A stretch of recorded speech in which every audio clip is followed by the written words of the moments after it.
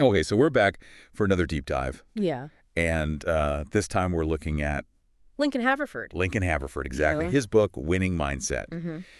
And specifically, you wanted to look at his chapter on pragmatism. Right. And how it relates to To material success. Yeah, material success. Exactly, yeah. Yeah. So whether you're, I don't know, like prepping for a big meeting or just curious about this guy's philosophy, this is going to be pretty interesting, I think. Yeah, it is. You know, it's funny. He really jumps right into it. Yeah. Like, there's no messing around. He makes it very clear, like, right off the bat, this is for people who want to achieve material success. Like, that's the goal. Right. And he thinks pragmatism is how you get there. Okay, so I guess then for anyone who maybe needs a refresher or hasn't, what is pragmatism? Like, how would you define that in this context? Well, I mean, essentially it's about being practical, right? It's about focusing on results, not just, like, ideals. Mm-hmm. It's about figuring out what actually works. Okay. Even if it means, like, bending the rules a little bit. Right, right. And Haverford's argument is basically, like, if you want material success, pragmatism has got to come first. Okay, interesting. Mm-hmm. So then he goes on to lay out, like, nine principles. He does, yeah. For achieving this kind of pragmatic success. Yes. And I got to say, reading through them, some of them are a little more, shall we say, strategic than others. Strategic, yeah. A little ruthless, maybe, sometimes. Yeah. Yeah. So I guess, why don't we just jump right in? Like the first one. Yeah. Create a positive image, but remain strategic in how you present yourself. Yes. It just sounds like a balancing act. A balancing act. Yeah. Like you have to be likable, but also calculate. And calculated. Totally. It's like he's saying, self-presentation is a tool. You got to control how other people see you. Okay. To get ahead. Well, so I mean, maybe even downplay parts of your personality if you have to. So it's about strategy, but it also sounds like there's an ethical absolutely. Like line you could cross. Yeah. There are definitely some ethical questions there, like, how authentic can you really be if you're always trying to manage how people see you? Interesting. Okay, so then he moves on to alliances. Yes. He says, form alliances with those less powerful to collectively stand against stronger adversaries. Right. I mean, is he... It's very strategic. Right. It's like very much like a power move. Power dynamics. He's like very aware of power, and he wants you to be aware of it too and use it to your advantage. Like it's almost like playing chess. Right. You're constantly assessing the board and looking for your next move. Yeah. But I mean, hasn't that always been like a key? Oh, absolutely. To success. Like throughout history. Yeah. This idea of forming alliances. Yeah. I mean, it makes you wonder, though, right? Like about the nature of those alliances. Yeah. Are they genuine? Are they just like temporary? Right. Just for convenience? Okay, interesting. So then he talks about conflicts. He does, yeah. Resolving them. Yes. He says handle conflicts or opposition thoroughly and ethically to avoid future complications. Mm-hmm. So he's saying, like, think long term. Yeah, long term. Even when you're in the middle of a fight. Exactly. Don't just react. Right. Think about the consequences. Right. Like, choose your battles wisely. Choose your battles wisely. Don't burn bridges. Don't burn bridges. Unless you absolutely have to. Unless you have to. Yeah.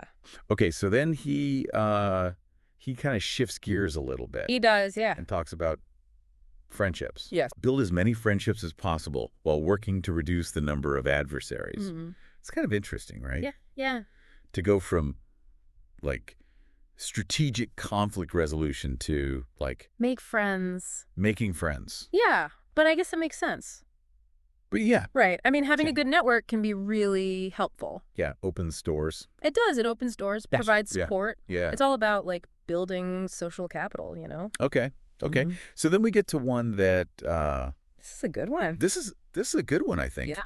Delegate difficult tasks to others, but ensure you take responsibility for the rewards. Oh, yeah, that's classic Haverford. Right. I mean, this is classic power. Classic power move. You see this everywhere. Right. Like from ancient Rome to, Silicon Valley. It's effective. It is effective, but, ethically a little tricky. Yeah. There's some gray area there. Oh, yeah, for sure. I mean, that could backfire so easily. Oh, absolutely. If you're not careful. You know, you're going to create resentment. Right. You're not going to get that loyalty. It's a delicate balance, Yeah. right? Yeah, it is. So, okay, then he gets into, I think, even more tactical with this one. It's a good one. Accept individuals with modest ambitions, align temporarily with ambitious but cooperative individuals, and distance yourself from those with ambition who refuse to collaborate. Oh, that's cold. Right. It's like very calculated. That's cold-blooded, yeah. Like he's got people in these different categories. He does. He does, yeah. It's like there's the useful ones and the not-so-useful ones. Right. You got to figure out who's who. Yeah, exactly. And then and how to use them. You use them accordingly, yeah. So it's all about, I guess, assessing how people's ambitions fit into your plan. Your plans. And if they don't, get rid of them. They're out. Yeah, it's brutal, but, you know, effective. It's effective, yeah. In some cases. I mean, yeah, you got to admit. So then he talks about loyalty. Yes.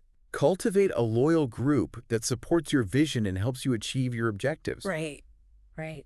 So it's interesting. It is interesting, right. He's putting that right after the one about, like, ditching people. Right. So maybe it's like you need both. You need both, maybe. Yeah. Wow. You need to be strategic, but you also need people you can rely on. Who believe in you. Yeah, who believe in you. Because, I mean, you can't do everything yourself. You can't do everything yourself, no.